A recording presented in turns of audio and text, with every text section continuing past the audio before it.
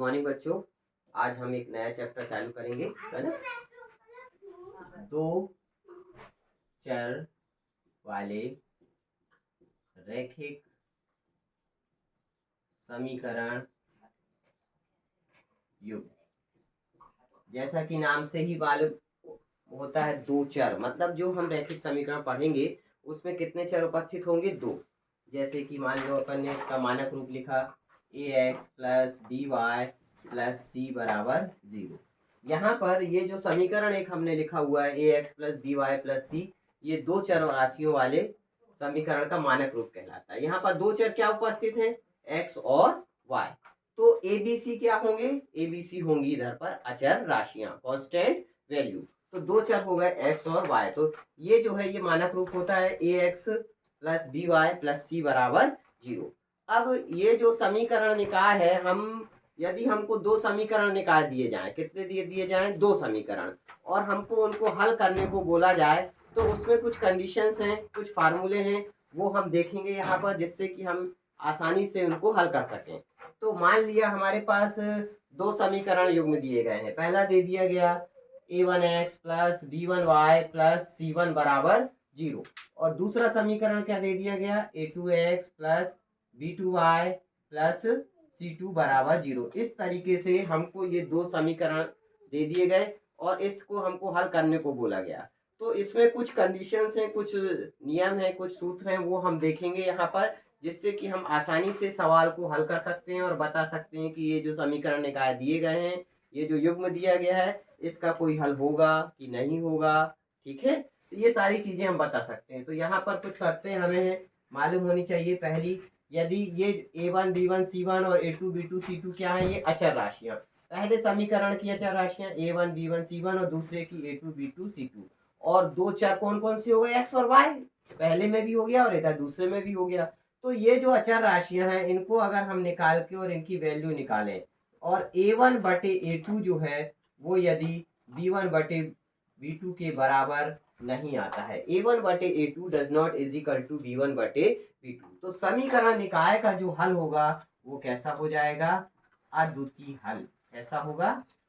अद्वितीय। अद्वितीय मतलब उसका केवल एक हल होगा। अब यहाँ पर दो समीकरण निकाय है, ठीक है। इसको जब हम हल करेंगे तो इसकी जब आलेख बनाएंगे तो दो रेखाएं बनेंगी, दो सरल रेखाएं, है ना। तो अद्वितीय हल की शर्त में जो दो रेखाएं बनेंगी वो क्या करेंगी? एक दूसरे को प्रतिच्छेद करेंगी किसी एक बिंदु पर। कहां पर प्रतिच्छेद करेंगी? किसी एक बिंदु पर। मतलब कि जब अद्वितीय हल होगा तो रेखाएं कैसी होंगी? हम लिख सकते हैं कैसी रेखा प्राप्त होगी हमको? प्रतिच्छेदी रेखा प्राप्त होगी। कैसी होगी? प्रतिच्छेदी रेखा। दूसरी शर्त है, यदि a1 बटे a2 जो है वो b1 बटे b2 के बराबर आ गया। a1 बटे a2 मतलब ये कांस्टेंट वैल्यू a1 बटे a2 और b1 बटे b2, ये दोनों आपस में कैसे हो गए? बराबर आ जाते हैं। तो हम देखेंगे, क्या देखेंगे हम? कि c1 बटे c2, c1 और c2 जो है वो इसके बराबर है कि नहीं है। मान लो हमने c1 c2 निकाला और वो इसके बराबर नहीं आया। c1 c2 कांस्टेंट वैल्यू दोनों समीकरणों की, है ना। तो c1 और c2 जो है वो इन दोनों, ये दोनों तो बराबर है, लेकिन c1 और c2 इसके बराबर नहीं है। नहीं है तो समीकरण निकाय का कोई हल नहीं होगा। कोई हल नहीं होगा। और जब कोई हल नहीं होगा तो रेखाएं जो है, इसकी भी दो रेखाएं बनेंगी, दो समीकरण निकाय है तो वो रेखाएं कैसी हो जाएंगी? वो समांतर रेखाएं। कैसी रेखाएं प्राप्त होंगी? समांतर रेखाएं प्राप्त होंगी। अर्थात वो दोनों रेखाएं एक दूसरे को प्रतिच्छेद नहीं करेंगी। और फिर इसके बाद हम देखते हैं तीसरी शर्त, यदि a1 बटे a2 b1 बटे b2 के बराबर आ गया और c1 बटे c2 भी इसके बराबर आ गया, तीनों बराबर हो गए, ठीक है, तो इसके हल कैसे हो जाएंगे? अनंत अनेक हल। कैसे हल हो जाएंगे इसके? अनंत अनेक हल। तब इसकी रेखाएं कैसी होंगी? देखो इसमें अद्वितीय हल में प्रतिच्छेदी रेखा एक दूसरे को काट रही हैं। कोई हल नहीं है जब तो समांतर रेखा नहीं काट रही है, ठीक है। और अनंत अनेक हल में संपाती रेखा, जैसे ये पहले समीकरण की रेखा गई, दूसरी रेखा कहाँ जाएगी? सी के ऊपर से, क्योंकि हर एक बिंदु पर ये टच करेगी, है ना। तो ये दूसरी रेखा भी ऐसे ही जाएगी। मतलब हमको कैसी रेखा प्राप्त हो जाएगी? हम उसको बोलेंगे संपाती रेखा। कैसी रेखा प्राप्त होगी? संपाती रेखा। तो इससे अपन को 1 नंबर का प्रश्न परीक्षा में आना ही आना है। इस अध्याय से टोटल 6 नंबर का आना है अपन को, ठीक है। तो एक एक नंबर के 2 विकल्प होंगे, एक एक नंबर के 2 विकल्प, और एक 4 नंबर का प्रश्न पूछेगा। विलोपन विधि का हो सकता है, प्रतिस्थापन विधि का हो सकता है, या के मान ज्ञात करो, इस तरीके से प्रश्न अभी अपन करेंगे आगे। तो एक 4 नंबर का प्रश्न पूछा जा सकता है और एक एक नंबर के 2 विकल्प आएंगे। तो ये जो अपन ने ये पढ़ लिया, मतलब समझ लो अपना यहाँ से 1 नंबर या 2 नंबर तो पक्के हो गए। तो फिर से यहाँ पर देख लें एक बार। तो ये जो हमारे पास 2 समीकरण है, तो हम क्या निकालेंगे? a1/a2 और b1/b2। ये यदि आपस में बराबर नहीं है तो हल कैसा होगा? अद्वितीय। ये यदि बराबर आ गया तो देखेंगे C1 और C2 इसके बराबर है कि नहीं। अगर वो बराबर नहीं है तो इसका कोई हल नहीं होगा। और जब ये भी बराबर आ गया तो C1/C2 देखेंगे तो तीनों बराबर हो जाएंगे, और जब तीनों बराबर होंगे तो समीकरण के हल कैसे होंगे? अनंतः अनेक हल। यहाँ पर एक चीज और हम ध्यान रखेंगे, जब ये अद्वितीय हल प्राप्त होता है तो हम इसको संगत हल भी बोलते हैं। इस समीकरण युग्म के कैसे हल प्राप्त होते हैं? संगत हल। और अनंतः अनेक हल, यहाँ पर भी कैसे हल प्राप्त होंगे? संगत हल। लेकिन दूसरी जो शर्त है, जब समीकरण निकाय का कोई हल नहीं होगा तो जो हल होगा समीकरणों का वो कैसा होगा? असंगत। कैसा होगा वो? असंगत हल प्राप्त होता है। ठीक है।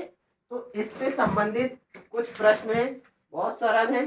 ये अगर हमने ध्यान रखा तो ये आसानी से हम इन प्रश्नों को बता सकते हैं। जैसे कि पहला प्रश्न देखो क्या दिया हुआ है, निम्नलिखित में से 2 चरों में रैखिक समीकरण है। अब हमको 2 चर, तो 2 चर हमने क्या लिए यहाँ पर? x और y। अब हमको बताना है x और y में रैखिक समीकरण। रैखिक शब्द हमने पहले भी पढ़ चुका है। रैखिक मतलब एक चर, मतलब कि चर राशि की घात जिसमें कितनी हो? 1। द्विघात मतलब चर राशि की घात 2 हो, लेकिन रैखिक का मतलब क्या होता है?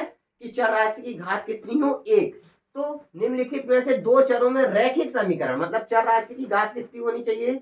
1 होनी चाहिए। तो यहाँ पर देखो 2x² + 3y, यहाँ तो 1 है लेकिन यहाँ घात कितनी हो गई? 2। इसका मतलब ये इसमें चर तो 2 है, x और y, लेकिन ये रैखिक है और ये रैखिक नहीं है, ये द्विघात, दो घात हो गई, इसलिए ये जो है ये रैखिक समीकरण नहीं है 2 चर में। इसी प्रकार यहाँ पर x तो रैखिक है लेकिन y² द्विघात, 2 घात हो गई, तो ये भी क्या हो गया?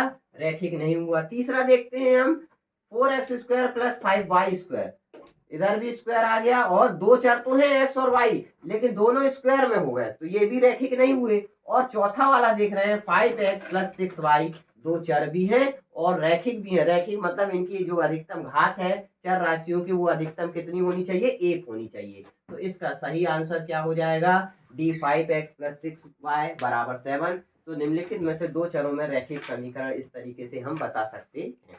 इसका अगला प्रश्न है, देखो, यदि a1/a2 जो है वो b1/b2 के बराबर नहीं है, b1/b2 के बराबर नहीं है, तो रैखिक समीकरण युग्म a1x + b1y + c1 = 0 और a2x + b2y + c2 = 0 का, अब हमको बताना है यदि ये बराबर नहीं है तो इसका कैसा हल होगा?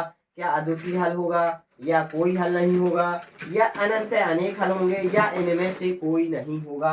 तो ये जो शर्तें हमने अभी पढ़ी है, देखो ये पहली शर्त मैच करती है ना, यदि a1/a2 बराबर नहीं है b1/b2 के, तो जब ये बराबर नहीं है इसका मतलब इसका हल कैसा होगा बेटा? अद्वितीय हल। तो इसमें अद्वितीय हल दिया हुआ है ऑप्शन ए। इस तरीके से हम बता सकते हैं कि इसका सही आंसर क्या हो जाएगा? इसका अद्वितीय हल होगा। इसी प्रकार और क्वेश्चन देखें, यदि a1/a2 बराबर b1/b2 और बराबर c1/c2, तो रैखिक समीकरण युग्म a1x + b1y + c1 = 0 तथा a2x + b2y + c2 = 0 का। फिर वही है, यहाँ पर कंडीशंस चेंज हो गई हैं, तीनों क्या हो गए हैं? तीनों आपस में बराबर हो गए हैं, और हमको बताना है कि इसका हल अद्वितीय होगा, कोई हल नहीं होगा, अनंत अनेक हल होंगे, या इनमें से कोई हल नहीं होगा। तो यहाँ पर फिर हम वापस आते हैं, ये देखते हैं तीसरी शर्त हमने लिखी है यहाँ पर, है ना, a1/a2 बराबर b1/b2 और बराबर c1/c2, मतलब कि जब तीनों बराबर होते हैं तो समीकरण का हल कैसा होता है? अनंत अनेक हल। तो हम ये आसानी से बता सकते हैं कि इसका सही आंसर क्या हो जाएगा? ये सी वाला हो जाएगा, अनंत अनेक हल। इसी प्रकार नेक्स्ट क्वेश्चन, रैखिक समीकरण युग्म a1x + b1y + c1 तथा a2x + b2y + c2 का कोई हल नहीं होने की शर्त। तो ये भी हमने पढ़ा हुआ है ना, कोई हल नहीं कब नहीं होगा, जब A1 बटे A2 जो है वो B1 बटे B2 के बराबर होगा, लेकिन C1 बटे C2 के बराबर नहीं होगा। तो इसमें कहीं ऑप्शन दिया हुआ है, ये ऑप्शन बी। तो हम बता सकते हैं कि इसका कोई हल कब नहीं होगा, जब A1 बटे A2 बराबर B1 बटे B2 हो और बराबर उसके क्या ना हो, C1 बटे C2 के बराबर ये ना हो, तो समीकरण का कोई हल नहीं होता है। इस तरीके से ये विकल्पीय प्रश्न पूछे जाते हैं। आज के लिए बस इतना, फिर इसके बाद अपन देखते हैं नेक्स्ट वीडियो में।